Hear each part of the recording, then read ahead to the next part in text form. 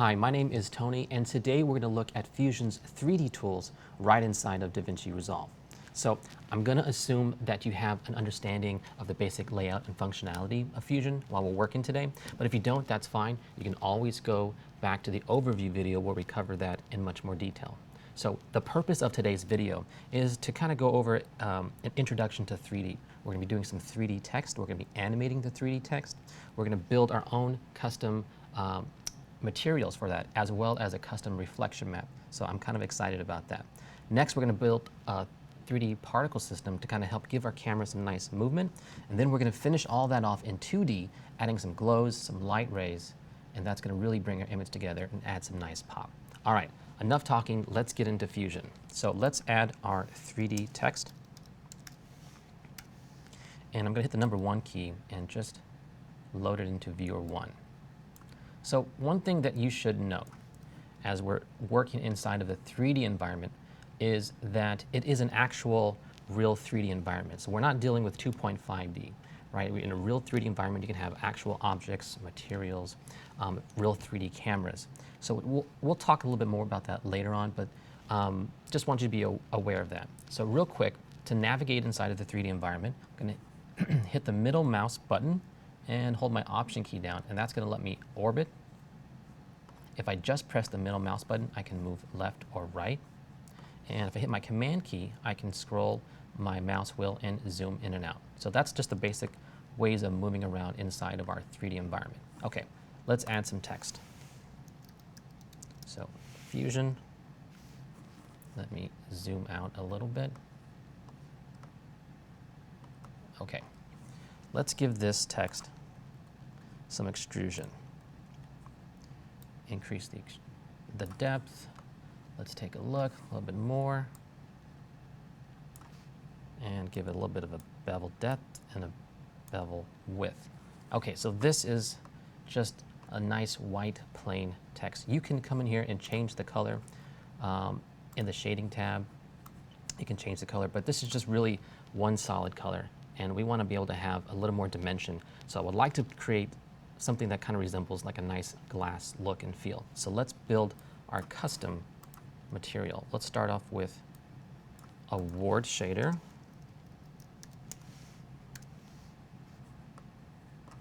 Let me move this up here. I'm going to pipe that into a reflect node. And let's view that in our viewer. All right. Right now we have nothing going on, so let's give our ward a little bit of color. And we're going to bring down our alpha and our opacity. Okay, this is the base for our material. Let's go and create our custom reflection map. So I'm going to start by adding a shape layer, shape 3D, excuse me. Put that in viewer 1. Next, I'm going to add not a 3D camera, but a spherical 3D camera, and that's going to let us create a map so we can use for our spherical reflection. So let's add that now. If I can. All right, spherical camera. There we go. It's automatically added a 3D merge. I'm going to load that 3D merge in my viewer 1. And let's zoom out a little bit. All right, I'm going to move my shape 3D. There we go. All the way out here. And I'm going to move it all the way to the edge of this grid. Now, why am I doing that? Well, I want to be able to add more shape 3D objects. So instead of actually creating individual shape nodes, I'm going to use the duplicate 3D node. That's going to be much more efficient, and I'll show you that right now. So let's add the duplicate 3D node. Now, there's also a duplicate 2D node as well. So just be aware that there's a 2D version and a 3D version. So let's make sure we select the 3D version. And in the inspector, let's make about 25 copies. And nothing's happened yet, but I'm going to click and drag this on-screen control for the duplicate node, and you can see right away I've just duplicated this one object 25 times. So again, just a nice efficient way of being able to quickly duplicate and create stuff. All right, I'm going to name this box I'm going to select my Merge 3D and add another shape 3D. And let's name this one Top. Oops, let's try that again. And let's go to the Controls tab for our shape plane. Let's scale it up. Let's unlock the X, Y, and Z. And just make this a little bigger. All right. So now we need to take the X rotation and put it at -90. So I know this looks kind of weird and not sure what we're doing, but it'll all come together here once we finish setting it up. All right, I'm going to copy my top node. I'm going to select my Merge 3D. I'm going to paste it. Now I'm going to rename this one Bottom, and I'm just going to bring this down and move it over. Let's go back to the top node and just make this a little bit bigger while we're here. We'll put this at 20. And let's go back to the bottom one. Let's do the same thing as well.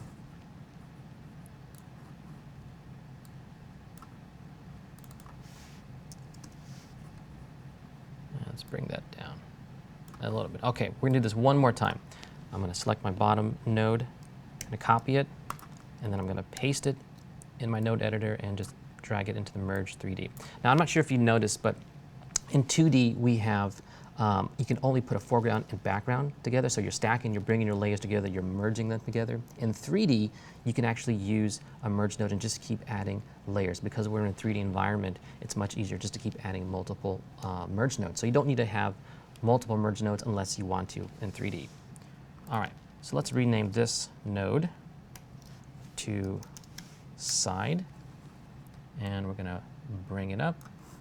We're going to get rid of our rotation. Just going to reset that. I'm going to orbit around, bring it to the side, and let's change the color of this one to like a dark gray. Okay, so this looks a little funky, I know, but trust me, it'll come together here. Let's now take it out of the 3D environment and bring it into the 2D environment. So before I mentioned that Fusion has a real 3D environment, well, think of it as if you were to go to a 3D application and you made an animation. How would you get that animation into your compositor or your layer-based system? Well, you would have to render it out of the 3D application and then bring it in as a 2D image. And that's kind of the same thought process here. We're not rendering to disk, but we're just rendering it to a 2D image. So we'll come out of our 3D environment using a render node, and now we can go into our 2D environment. So that's what I'm going to do right now. I'm going to add a 3D renderer. This is going to allow us to go into 2D. So because we're using an because we're using a spherical camera, now we've got an equirectangular image that we can use for our sphere map. So let's add a spherical map. And now we're going to take the sphere map and we're going to put it right into our reflect node.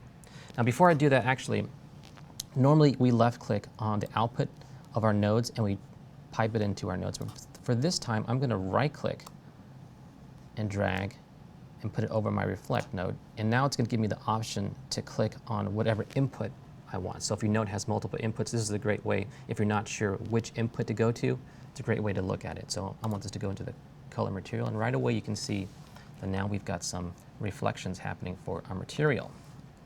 So in my sphere map, let's go ahead and turn on angular mapping. Okay, so now what is left is to take our 3D text and connect it with this material. So we can't do it by default. So what we're going to have to do is replace the material. So let me load my 3D text into viewer 1, and let's zoom in over here so we can see how it will look. With my 3D node text selected, let's add a replace material 3D. This is going to allow us to put our custom material onto our text. So I'm going to drag our reflect node into my replace material. Now I need to load it into the viewer, so I'm going to hit 1, load it into the viewer. All right, we can see now that we have this interesting, cool looking glass effect for our text. Kind of cool. Now we're going to come back to the sphere map. We're going to adjust some of its parameters as we start animating and building and having our 2D look effects. So we'll come back to that. Okay, let's do some animating. Now, in our last lesson, we just animated the tracking and kind of did it globally. For this one, we want to do something a little more dynamic. So I would like to sequentially animate the text so they follow each other. And to do that, we're going to use modifiers. And modifiers are a great way to add more complexity to parameters. It's basically, at its core, an expression with a GUI. It's much more than that. So let's jump right in. How do we do that? In our text tab, right inside our stylized text box, I'm going to right click. And now this has given us a bunch of other options to look at. So I'm going to click on the follower, and this is that sequential text animation engine that's built right into Fusion. It's the same one that's for the 2D text and 3D text. So here we go. Let me position this. I'm going to go to the shading tab. I'm going to close down this property. I'm going to go to position and rotation. So let's set a keyframe. But first, actually, I need to figure out where I want my animation to stop. So let's go and say around frame 38. Frame 38 feels like the right frame.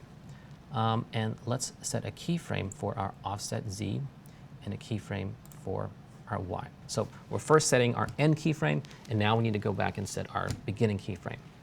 So let's go to the beginning, and let's just take our offset and move it up. I'm going to double click in here and hit the number 1, hit enter. And then for our Y rotation, I'm just going to type in 90. And then let's play that back.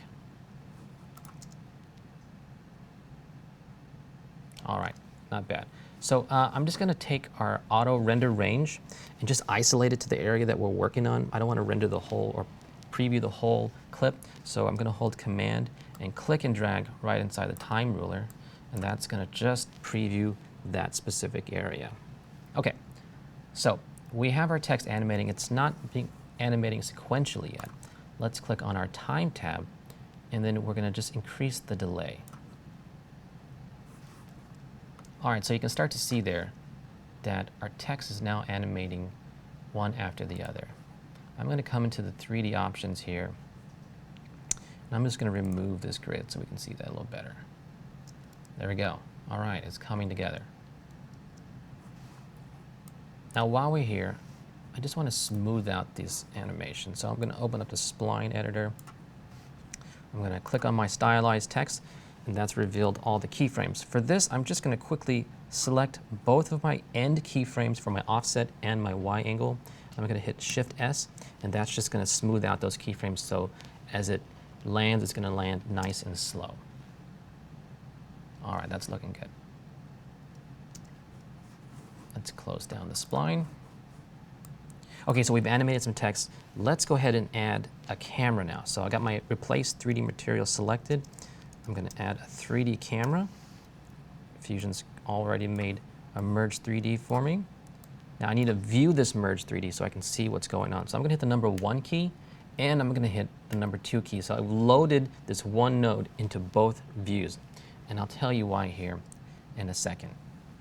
So let me just adjust this a little bit so we can see it better.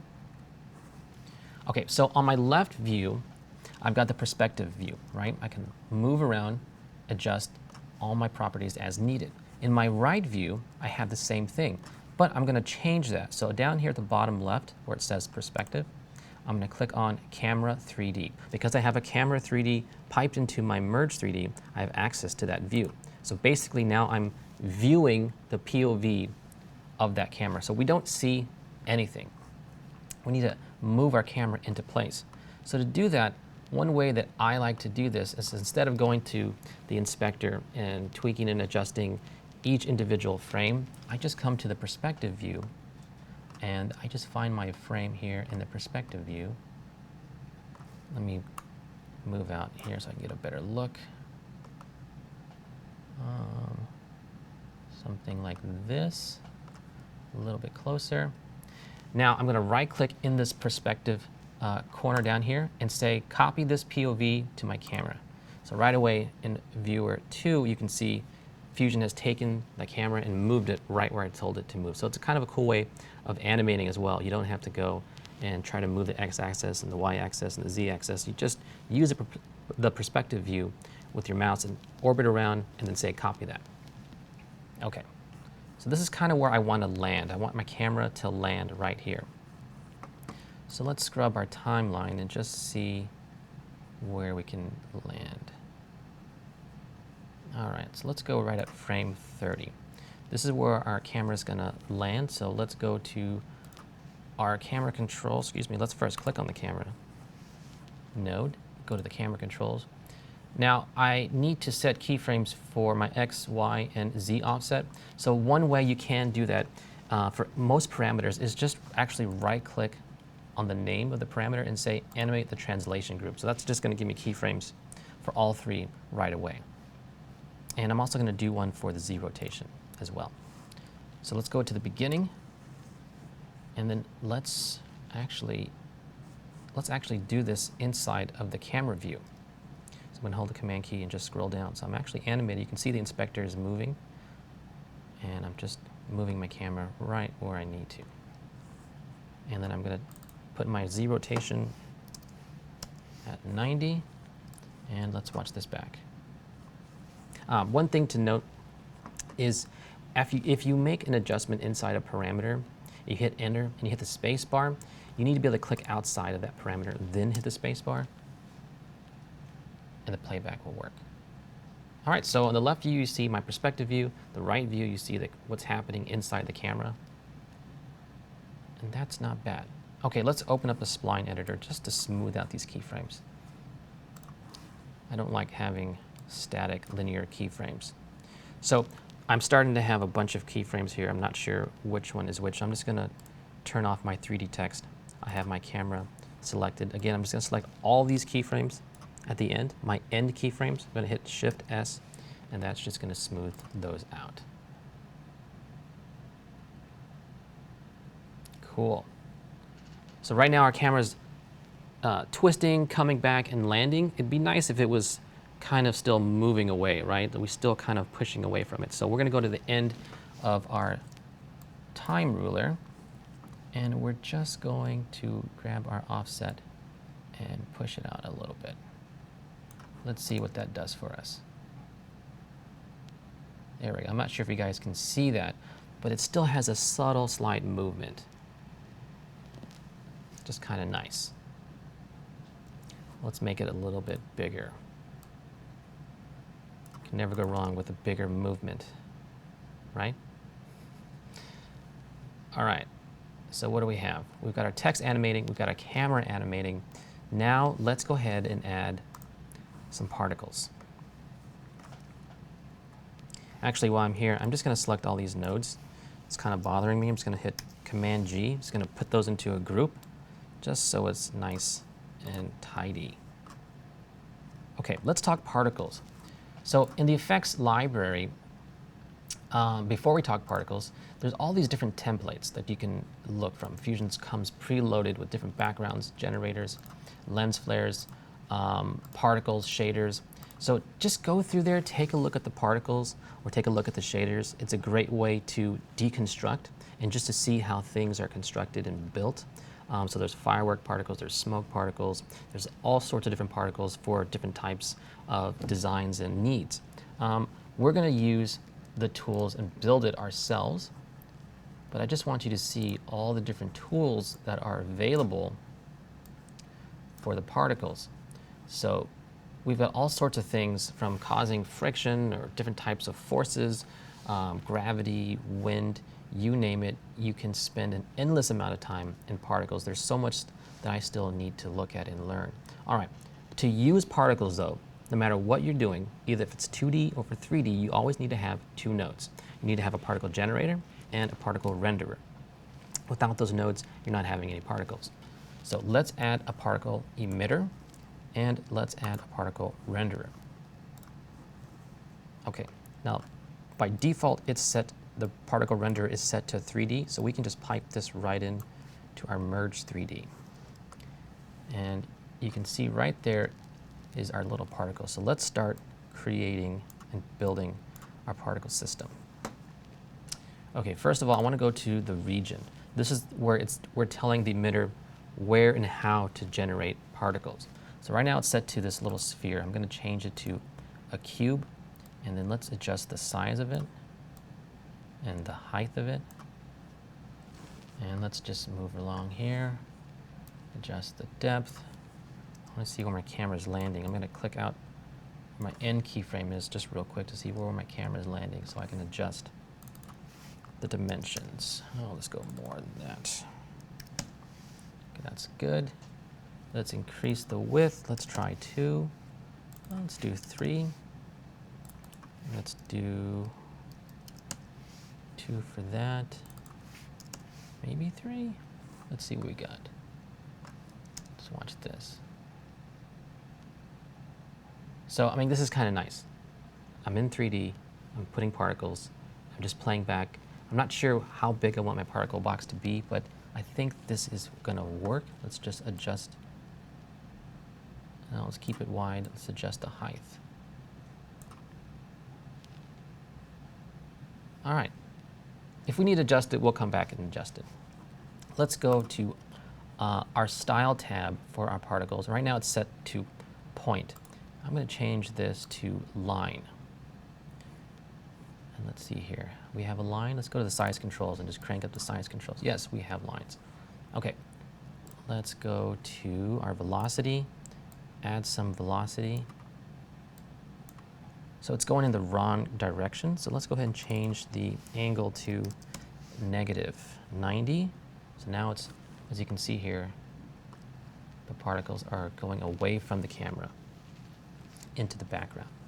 Now, this line is not lining up properly, so I'm just going to come to the Y rotation and change that. Before I do that though, right now the particles are set to always face camera. Just go ahead and deselect that. And then let's change this to 90 degrees. All right. Oh, I changed the variance. Okay, let's reset the variance and let's go to our Y rotation. There we go. Okay, look at that. Not bad. So we have a cool, interesting looking star field that's happening. Camera's flying past our text. Particles are flying past us as well. I think this is good. Let's go back to our Style tab here. And then let's just create some size variance. Right? We don't want everything to be uniform. You're making, computer-generated graphics. Everything's so clean and uniform. Let's break it up. So we're going to do some size variance. I'm also going to click into size over life and just adjust how it's born and how big it gets. Now the same option, so if I'm in the spline editor and I select a keyframe, I hit Shift S, that smooths out that keyframe. Now in the inspector, you'll have some instances like this where we have a spline as well, and the same thing works. Shift S will smooth out that keyframe for us as well. So whenever you see a spline, doesn't matter which panel it is, you can always select it, you can always hit Shift S or adjust it as needed. Okay, so I think this is looking all right. Oh, let's go to the fade controls. Can't forget the fade controls. We're going to fade it in a little bit, and we're going to really crank down on the out. Okay, let's go to the emitter tab, and let's just bring down the lifespan. Again, I'm just playing around. I'm just kind of tweaking and building it. There's so many different options that you can use here and go crazy with, so just bear with me as we're kind of just finding this together. All right, lifespan variance, good. Now, I do not want my particles to be animating the whole time. I would like for them to fade away. So I'm going to go to the beginning of my clip. I'm going to change the number count to about 400. I'm going to set a keyframe. I'm going to move one frame over. I'm going to set another keyframe and change this to 0. So now I've just told Fusion, oops, here we go, let me click out. I've just told Fusion to generate a certain amount of particles at a certain point in time, and then they'll fade away. So you can see that here in our left view, they're starting to fade away. Okay, let's change the number variance just a little bit. Let's bring up our lifespan. Okay. Not bad. One thing I do want to go back to, you're going to have to forgive me. I'm constantly tweaking all the time, trying to make things look a little bit better and cool. Let's go back to our reflection map here. In the spherical map, we're just going to animate the rotation just so we can get some cool features. Let's see here. Let's just move this around. I want to bring out this reflection as much as possible. All right, so I'm going to set keyframes here at the very end of my clip. And let's go back here and let's just move this around a little bit. All right, let's see what that looks like. Oops, let's open up our render range now. So you can see I just animated the rotation of the sphere map, and it's given this effect that the reflections are moving on the text. So just a nice little subtle thing. We don't want anything to be too static, so just giving a little movement here and there really adds a nice touch. Okay, I think I'm good with that. Let's close this down. All right, so we're in our 3D environment. Again, we need to go back into 2D. Now we want to start tweaking our look of our image, and we're going to add some glows and all that stuff, so we need to go into 2D. And we're going to do that with our 3D renderer node. So I have my merge node selected. I'm going to add my renderer 3D node. Let's look at that. Okay, well, what happened to our particles? Well, what happened was the renderer 3D has a couple of different options for you to choose from. So this render type here is set to software renderer. We're going to change that to OpenGL. And there you go. We've got our particles, we've got our glass look, and that is looking a little bit better. All right, also, I'm going to come over here to the settings tab, and I'm going to turn on motion blur. Gotta love that motion blur. Let's see what we have here. Nice. Okay. That's looking pretty good. Okay, so now we're just going to start adding some 2D filters just to kind of really bring this image and give it some nice pop. So I'm going to turn off the view for my Merge 3D, and I'm just going to use one viewer right now. So I'm going to click this monitor button, and it's just going to isolate this view for me, just so I can see what I'm doing a little bit better. Okay, so let's go ahead and add this node called filter node. I love the filter node. It's so underrated. I'm going to load that in to my viewer. I'm going to change this to Sobel. So it's just kind of giving us this cool little outline. And I want to reapply this back over my renderer. So if you're coming from a layer-based motion graphics application, you're probably familiar with pre-comping, so a composition within a composition. And when I was working on layer-based applications, I had tons of pre-comps. So what we just did right now is basically the same thing. It's a pre-comp. But because we're in nodes, it's so much easier, it's so much more efficient, it's quicker to just grab something and comp it right back over itself. You can see it, you always have access to it. So just keep that in mind when you're relating that to other applications. Okay, so after the filter, I'm going to add a blur node just to kind of soften that edge a little bit. Yeah, right about there. And let's look at our merge. Okay, so here's before, and here's after. So you can kind of see it's giving it this nice little pop. I'm going to just blend this down, just dial it back. Just dial it back some. Bring down the alpha gain. And let's see what we have here. Before and after. Before and after. All right, not bad. Now I would like my particles to actually still be lingering on, so I'm going to go back to my particles real quick and just increase the lifespan. Let's see here. Yeah. There we go. That's much better. Okay, great. Let's keep moving on. All right, so let's add a little color correction. And for this, we're just gonna bring down our gamma a little bit, pump up the gain. Let's add a glow. Now we're gonna just increase the glow size a little bit. Maybe pump up the glow.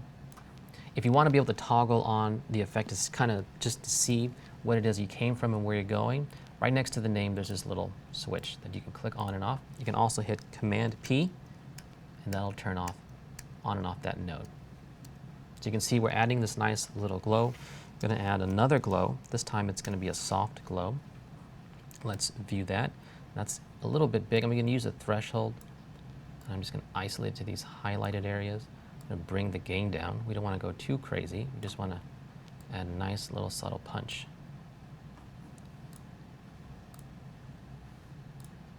Okay, so you can see we're just adding just a nice subtle punch. Okay, cool. All right, let's go ahead and add a little bit of atmosphere. Right now we're kind of in just on a black background, but we want to add some atmosphere. So I'm going to add a background node. Now in this case,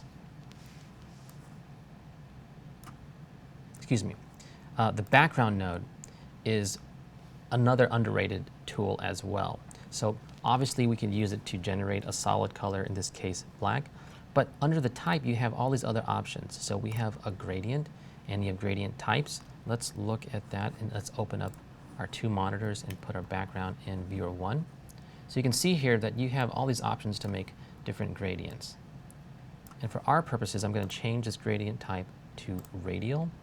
And let's change this color around. I'm just going to find a nice little shade of blue. And let's change this other color, nice and dark. So it's a great way of creating little vignettes. You can also use it to drive other filters. So you can change and morph the background node to use for displacement maps, for other types of blurs. We'll use it for a blur node actually later on. So definitely explore the background node. There's a lot of options that you can play with. Okay, so this looks nice. It's too clean. So again, I want to break it up, add some dimension to it. So we're going to do that with fast noise. So I'm going to add a fast noise. Let's view the fast noise. Let's crank up the detail. Let's bring down the scale some. And let's pipe the output of our fast noise right into the mask input of our background. Let's view that. And so right away we have the color and the gradient properties of our background, but we're using the fast noise to break it up and give it some dimension. So that's going to be really nice. So let's look at our merge. All right, not bad. Let's go to our apply mode and just go to screen. And that's not looking too bad.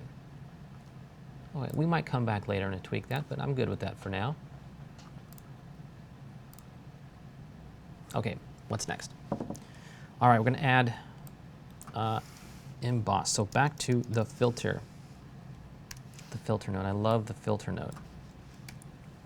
Oops, wrong F2. Here we go. So we're going to add a little bit of emboss. Now what is it doing? It's just adding a little bit of extra sharpness and crunch to our image. Just a personal taste. After this, we're going to add some VariBlur. I like the VariBlur. It's a cool little tool to use. Definitely explore it. So right now, nothing is happening with this VariBlur. We need to be able to control it and tell the VariBlur which part of the image we want to blur. And we're going to do that again with another background node. So let's add a background node. Let's view that in viewer 1. And we're going to change this to our gradient. This time, instead of going to radial, we're going to go to reflect. Now I'm going to grab this on-screen control here and bring in my gradient. I'm going to use this black and white image to control which part of my VariBlur I want to be blurred and which part I want not to be blurred. So let's pipe in the background into our VariBlur. And just so we can see the difference, we're just going to crank up the VariBlur. All right, so you can see now that the edges are all blurred while the center is mostly in focus. So let's adjust the background so we can get it right where we want it. Now, if you adjust this gradient triangle here at the bottom, you can see that I'm opening it up over here as I move it to the right. So this is a great way of just kind of tweaking and adjusting. Okay, let's go back to the very blur. I think that's good. Let's bring this down. We don't want to blur it that much. So here's off. Just want to do it a little bit. Let's toggle that on and off.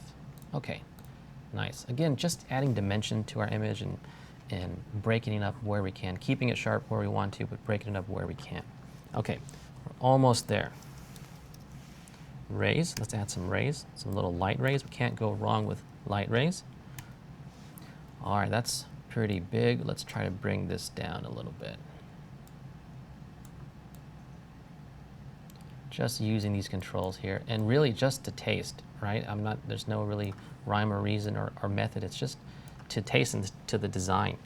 In this case, it's kind of a little too much everywhere, so I'm just going to isolate it with an ellipse mask and just kind of soften this edge out. And let's just click through and see what we have so far. We're just kind of clicking through, checking everything.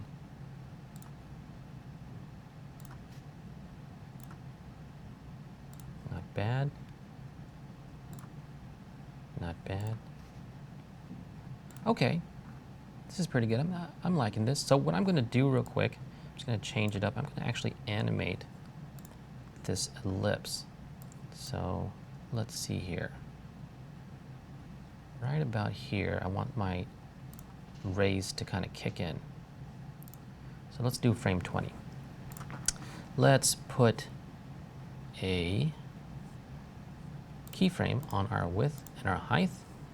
Let's jump over to about frame 46, and let's set keyframes again. Now, I've just set beginning and end keyframes. I haven't changed anything, but just so I can mark my beginning and ends. Now, this is the end. This is where I want my ellipse to open up to. I'm going to go to the beginning, and I'm just going to bring the size of this down. So that way, our ellipse is opening up, and you'll start to see how the rays are now being shown as the ellipse opens up. So you don't actually have to animate the rays itself. You can just use a mask to control it and animate as needed. I'll leave that for now. Maybe we'll come back and adjust that a little bit later. Okay, let's go back to our effects library and back to those templates that we talked about earlier. Under Tools, we've got this cool little plugin called Chromatic Aberration. I'm just going to add a little bit of chromatic aberration. And lastly, we're going to add some grain. Got to use my favorite filter, the filter node. Okay, let's click on grain, and let's just crank it up 2 by 2. There you go. You can see we've added a little bit of grain just to kind of break things up, keep it feeling nice and cool. Let's make this 1. All right, not bad. Okay, this is pretty good. There's so many different ways you can just take this and go with it. This is really just a taste, but you can go crazy. In fact, I want to add a little bit of a foreground piece, so I'm going to add a shape 3D. So let's go back to our 3D environment. Let's create a shape 3D, just because I can't stop tinkering. Let's load that in Viewer 2. Let's quickly change this to a cube. And, you know, again, it's just so nice to be able to repurpose things very, very quickly. So we created our custom material earlier. I'm just going to take out of that reflect and pipe it right into our shape 3D. So we kind of have that same material. We're using it on our cube. Okay, let's put 2 viewers up so we can see what we're doing. Let's actually do this here. Let's go back to the end. And let's put this in our Viewer 2. I'm going to take the output of my Shape 3D and drop it into my Merge 3D. So I want to add this little shape just as a foreground element. So let me go to Perspective View, and let's just move this right where we want it. So I'm going to go to the end and just adjust and tweak. So I've been going to the inspector, making changes, coming back. You don't have to. You've got these on-screen controls up here where you can change and do stuff right inside the viewer. So we can change rotation of our object. We can also change the scale of our object. Oh, I went too far. Let's see here. Let's try that a little bit more. So that way you just stay right inside of the viewer and do all of your adjusting as needed. Okay, just gonna move this over a little bit. I am gonna change the size down in the inspector. Fusion has to process both the output and the 3D for this. Okay, that is not bad. Let's bring it in a little closer. Anytime you can give dimension and shape to your composition by adding a foreground or background element, just helps keep things nice and real. Okay, so what I would like to do is blur this, this little cube and use it as a foreground to kind of create some sort of depth of field effect.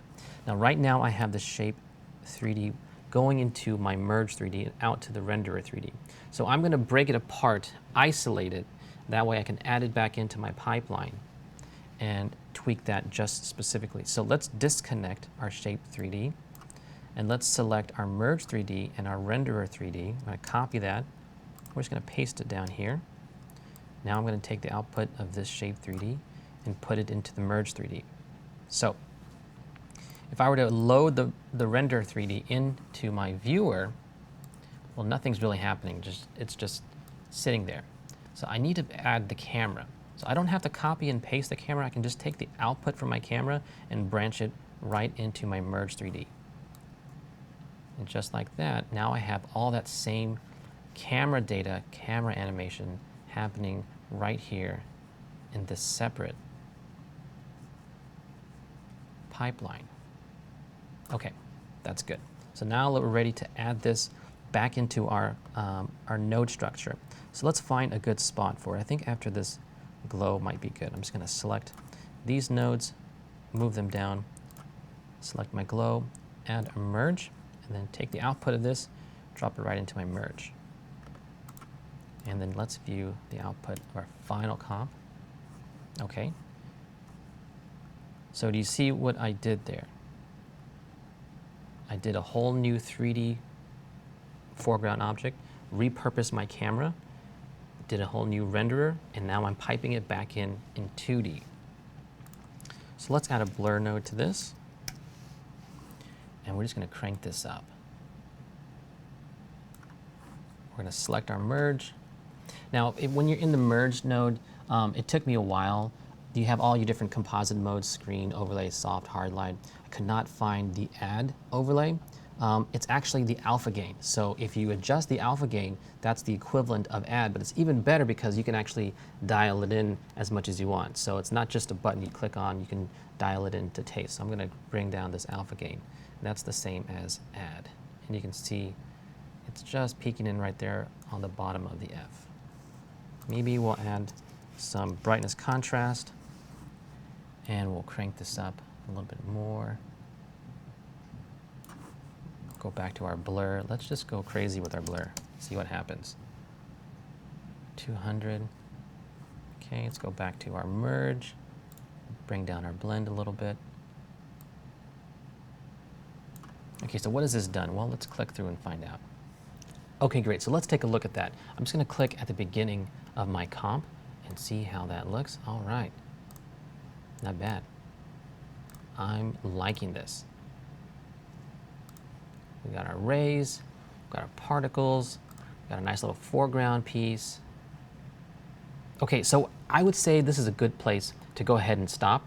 But before we do that, I want to talk about really the whole dimension of Resolve, right? We're in Fusion, but there's so many other parts of Resolve that really brings it all home together. So let's jump into the color page. I'm going to go to the color page, and right away, it's available for us. Our animation is available for us here in the color page. Now, when I'm doing motion graphics, I'll design in Fusion, I'll edit it to music on the edit page, I'll add my sound effects in the Fairlight side. But really, the color is where you can hone it in and bring it together. So there's a lot of other effects that you can add right here on the color page on top of the motion graphics that you just built. So you can add even more glows, camera shake, other distortions, or just kind of clean up your motion graphics. A lot of times you need that final color finesse, maybe something to the shadows or to the highlights. So this is where you really would polish off your motion graphics piece. And essentially, it's not available anywhere else in this type of platform. So don't be afraid to delve in and to mix the two together. So let's just take a look. I kind of added some nodes already. They're turned off, so we're just going to select them and turn them on. So I've added, let's see here, what have I added? I added some lens reflections, some prism blurs, and some glows. So again, it's up to you to taste based on how your creative is and what you're doing. But you can really just take your animations, your visual effects to the next level because you have the ability just to click one little button and go right over to the color tab. So I hope we learned something today and we had fun along the way. This is just a taste. There's so much more that you can do with the 3D nodes. There's a lot we haven't covered. And if you, again, need to look at the first video, go right ahead. But thanks for watching and come back again soon.